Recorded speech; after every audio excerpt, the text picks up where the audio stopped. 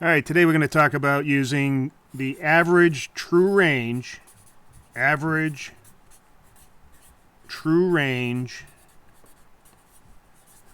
or also known as the ATR. Oh, that's an awful R. To set stops.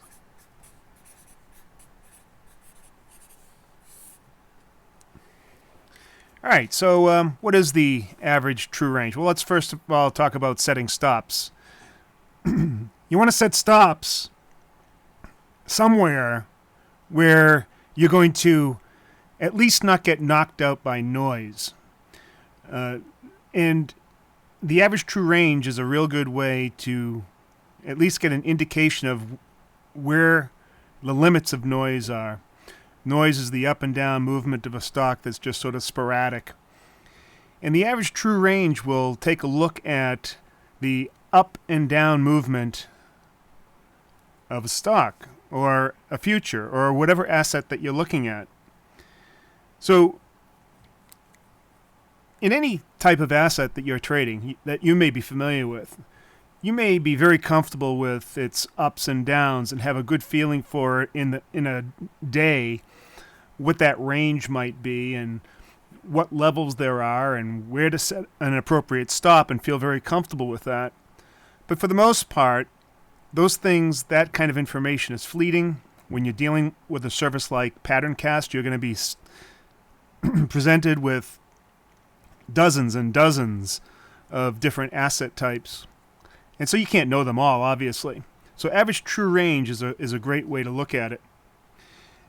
Also consider this. You might have two assets that appear similar, but let's say that you have one that is, a $100 stock. And in the course of a day, it might move, say, $3. And then another one, a $100 stock, in the course of a day, it might move $1. Now, of course, you're going to set your stop differently for each of these. I mean, if you try to use the stop that you set for the $1 one for this one here, if you try to use the stop for this one on this guy, you're going to probably get stopped out. The noise or the extra movement is going to probably run right through your stop. So the average true range, what it does is it looks at each individual day or each individual bar and how big it is. I don't know if this is a good indication, but this is what this might look like.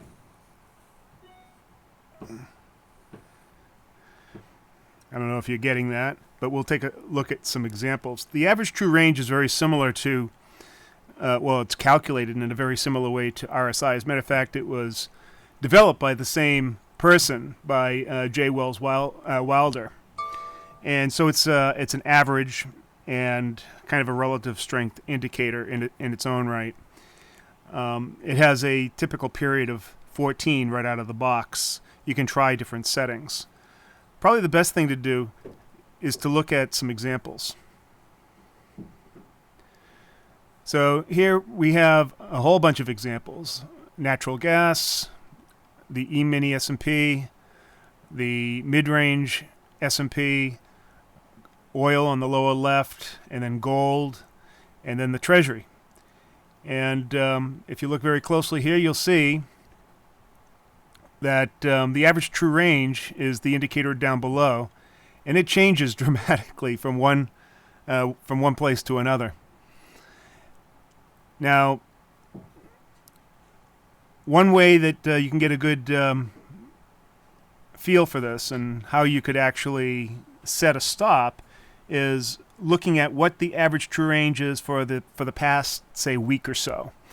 You can see that it changes dramatically from one issue to another. So, for instance, the E-mini S&P during mid to late March had huge ranges, and you can see the big long bars.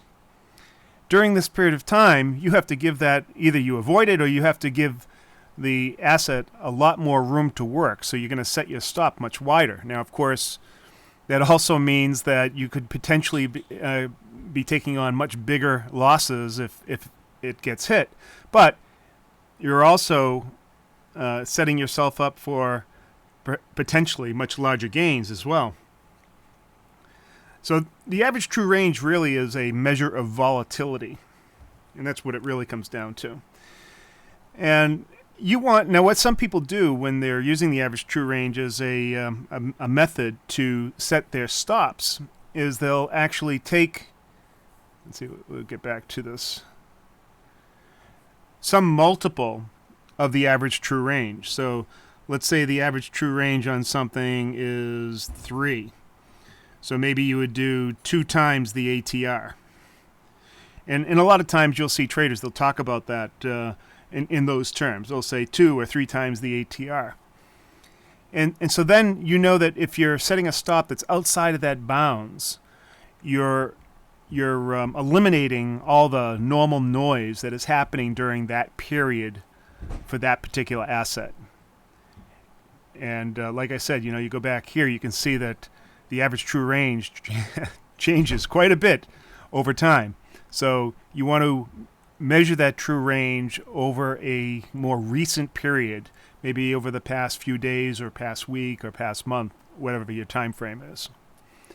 All right, so there's go back to the screen. The average true range, the ATR, and using it to set stops. See you next video.